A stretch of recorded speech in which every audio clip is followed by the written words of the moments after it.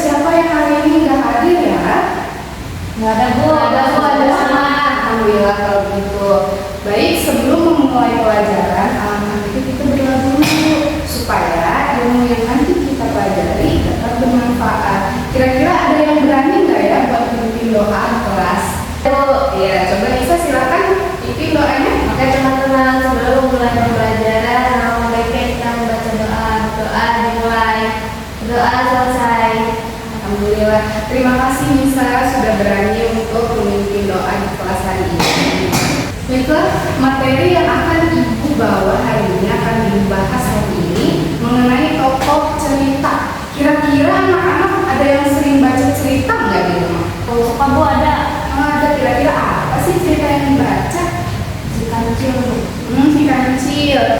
Biasanya di sebuah cerita itu ada yang namanya tokoh. Ibu, tokoh itu apa Bu?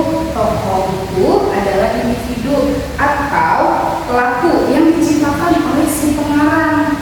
Jadi tokoh itu tuh diciptakan oleh pengarang untuk terlibat dalam sebuah peristiwa atau konflik pada sebuah cerita.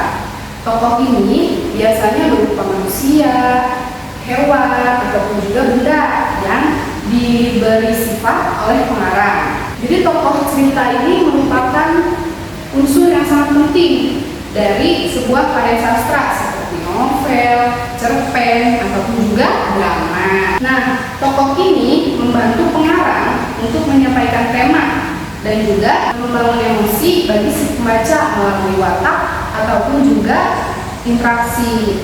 Jadi setiap tokoh ini memiliki watak atau karakternya sendiri-sendiri. Jadi berbeda tiap tokoh itu, wataknya beda-beda. Ada yang jahat, ataupun ada yang baik.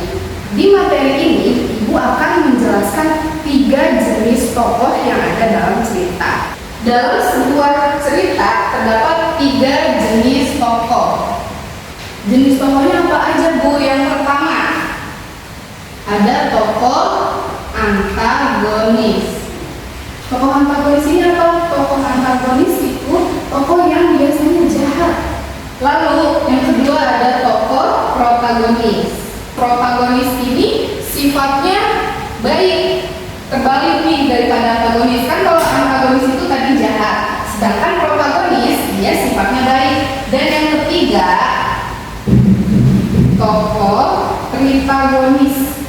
Tokoh tritagonis ini apa Bu? Tokoh tritagonis biasanya hanya menjadi penambah atau penengah dalam sebuah cerita.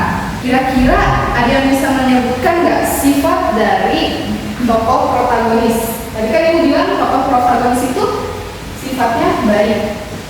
Kira-kira selain baik, sifatnya apa lagi? Saya Bu, ya bisa silakan. Jujur Bu. Jujur. Bu. Ya.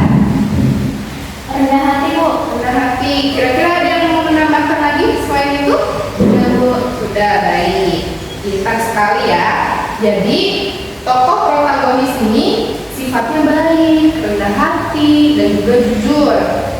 Sedangkan tokoh antagonis dia berlawanan dari protagonis. Dia sifatnya apa Bu? Sifatnya jahat, pendendam,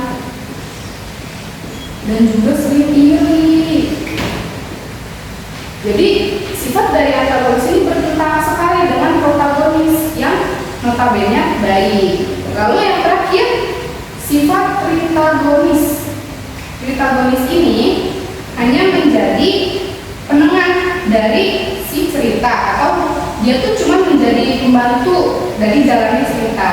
Cerita bawang putih dan juga bawang merah. Kira-kira dari cerita bawang putih dan bawang merah ini mereka berdua termasuk ke jenis tokoh yang mana?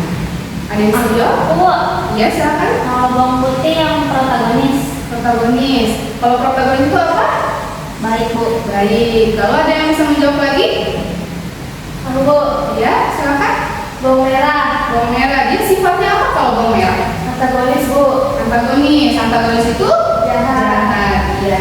Jadi dari cerita bawang putih dan bawang merah ini termasuk ke cerita yang antagonis dan juga protagonis. Si bawang putih termasuk ke cerita yang protagonis karena dia memiliki sifat yang baik hati, rendah hati, dan juga jujur. Sedangkan bawang memiliki sifat antagonis. Dia selalu iri kepada bawang putih, lalu dia juga memiliki rasa dendam kepada bawang putih.